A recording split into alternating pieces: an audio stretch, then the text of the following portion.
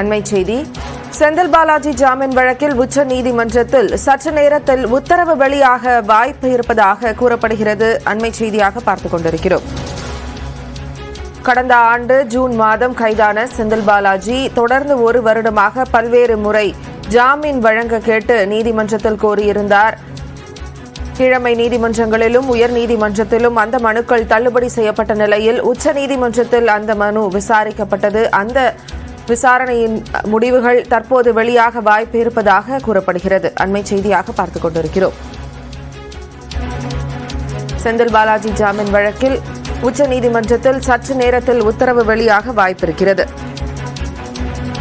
சமீபமாக ஆம் ஆத்மி கட்சியினுடைய முக்கிய தலைவராக இருந்த மணீஷ் சிசோடியா விடுதலை செய்யப்பட்டதை அடுத்து அதேபோல் செந்தில் பாலாஜியும் விடுதலை செய்யப்படுவாரா, ஜாமீன் வழங்கப்படுமா என்ற ஒரு கேள்வி எழுப்பப்பட்டு வருகிறது. இந்நிலையில் உச்ச நீதிமன்றத்தில் சற்று நேரத்தில் அது தொடர்பான உத்தரவு வெளியாக வாய்ப்பிருப்பதாக கூறப்படுகிறது.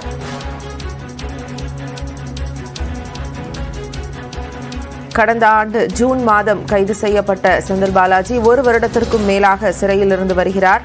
அவருடைய ஜாமீன் மனுக்கள் தொடர்ந்து நிராகரிக்கப்பட்டு வந்தன. கீழமை நீதிமன்றத்தில் முதல் முறையாக அவருடைய ஜாமீன் மனு நிராகரிக்கப்பட்டது. பின்னர் உயர் நீதிமன்றத்திலும் அவருடைய ஜாமீன் மனு தள்ளுபடி செய்யப்பட்ட நிலையில் உச்ச நீதிமன்றத்தில் இது தொடர்பான ஜாமீன் மனு கோரிக்கை திரும்பவும் எழுப்பப்பட்டது. இந்நிலையில் அந்த ஜாமீன் மனு மீதான விசாரணை முடிவடைந்து தற்போது அதில் உத்தரவு பிறப்பிக்க வாய்ப்பிருப்பதாக தகவல் வெளியாகிறது. கூடுதல் விவரங்களோடு செய்தியாளர் தேவப்பிரியன் நம்மோடு அரங்கத்திலிருந்து இணைந்திருக்கிறார். தேவப்பிரியன், தற்போது இவருக்கு ஜாமீன் கிடைப்பதற்கான வாய்ப்புகள் எவ்வளவு இருப்பதாக சொல்லப்படுகிறது?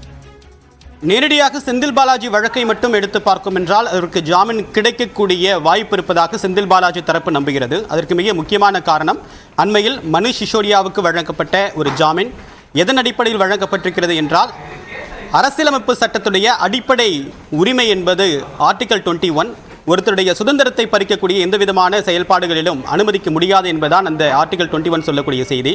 விசாரணையை காரணம் காட்டி ஒருவரை நீண்ட காலத்தில் சிறையில் வைத்திருப்பது என்பது ஏற்றுக்கொள்ள முடியாது. அதன் அடிப்படையில் விடுவிக்கிறோம் என்பதுதான் மணீஷ் சிசோடியா வழக்கில் ஜாமீன் கொடுக்கப்பட்டதற்கான காரணம். தற்போது அதே ஒரு மேற்கோள் தான் தற்போது செந்தில் பாலாஜி தரப்பிலும் வாதமாக முன்வைக்கப்பட்டிருக்கிறது. செந்தில் பாலாஜி தரப்பு கிட்டத்தட்ட கடந்த ஆண்டு 2023 ஜூன் 14ஆம் தேதி செந்தில் பாலாஜி கைது செய்யப்பட்டு அவர் மீது 3 வழக்குகள் பதிவு செய்யப்பட்டிருந்தாலும் கூட அந்த வழக்கு விசாரணை என்பது எதிர்பார்த்த வேகத்தில் நடைபெறவில்லை. கடந்த ஜனவரி மாதம் உச்சநீதிமன்றம் ஒரு மிக முக்கியமான உத்தரவை பிறப்பித்தது. 6 மாதத்திற்குள்ளாக இந்த வழக்கு விசாரணையை முடிக்க வேண்டும் என்று.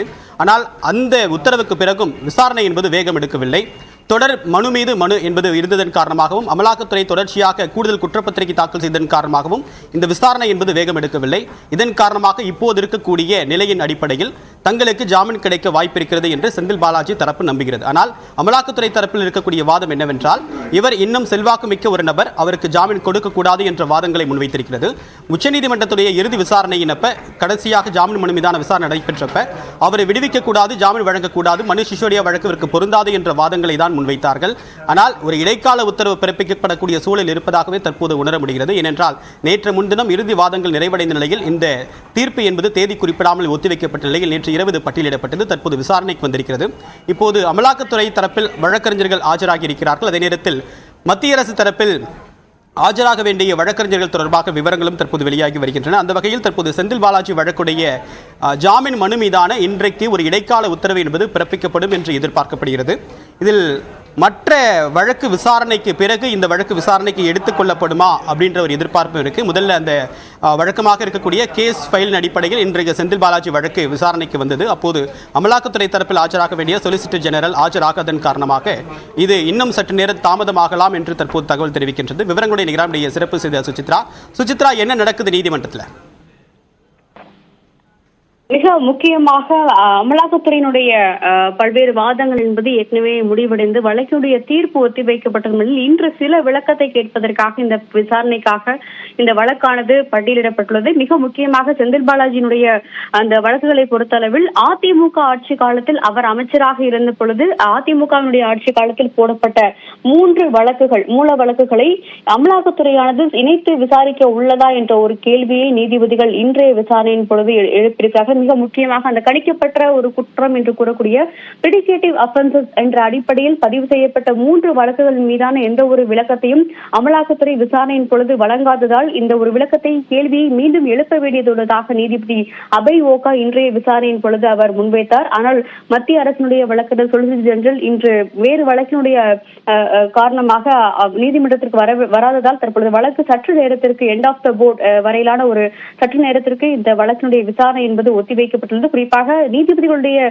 கேள்வி மிக மிக முக்கியமான ஒன்று, அமலாக்கத்துறை அது பதிவு செய்துள்ள வழக்குகளை மட்டும் விசாரிக்க உள்ளதா அல்லது அதிமுக ஆட்சி காலத்தில் பதிவு செய்யப்பட்ட அந்த கிரைம் பிரான்சால் பதிவு செய்யப்பட்ட 3 வழக்குகளையும் இணைத்து விசாரிக்க உள்ளதா என்ற ஒரு கேள்வி அவர்கள் எழுப்பியிருக்கிறார்கள். மிக முக்கியமாக ஏனென்றால் கீழமை நீதிமன்றத்தினுடைய அந்த உத்தரவுகள் என்பதை பொறுத்த அளவில் 3 மாதத்திற்குள் அந்த வழக்கினுடைய விசாரணையை முடிக்க வேண்டும் என்ற ஒரு உத்தரவு என்பது உயர்நீதிமன்றத்தால் வழங்கப்பட்டுள்ளது. ஆனால் அந்த வழக்குகளை முடிக்க வேண்டும் என்ற பட்சத்தில் பிரிடிகேட்டிவ் அஃபென்ஸ் என்ற அடிப்படையில் பதிவு செய்யப்பட்ட 3 வழக்குகளை விசாரிக்காமல் அதன் பின்னர் பதிவு செய்யப்பட்ட வழக்குகளை எவ்வாறு விசாரிக்க முடியும் என்ற ஒரு கேள்விதான் கடந்த முறை விசாரணையின் பொழுதும் நீதிபதிகள் முன்வைத்திருந்தார்கள். தற்போது அந்த 3 வழக்குகள் மீதான விசாரணை நடைபெறுமா இல்லையா என்பது தொடர்பான ஒரு பதிலை அமலாக்கத்துறை மற்றும் மத்திய அரசு தரப்பிலான வழக்கறிஞர்கள் முன்வைத்தால் மட்டுமே அடுத்த கட்டமாக இந்த விவகாரத்தில் உத்தரவை பிறப்பிப்பது தொடர்பாக முடிவெடுக்க முடியும் என்ற ஒரு கருத்தை நீதிபதி அபய் ஓகா தற்பொழுது தெரிவித்துள்ளார். அதனுடைய அந்த கருத்து கூறப்பட்ட பிறகு தற்பொழுது வழக்கினுடைய விசாரணை என்பது சற்று நேரத்திற்கு தள்ளி வைக்கப்பட்டுள்ளது.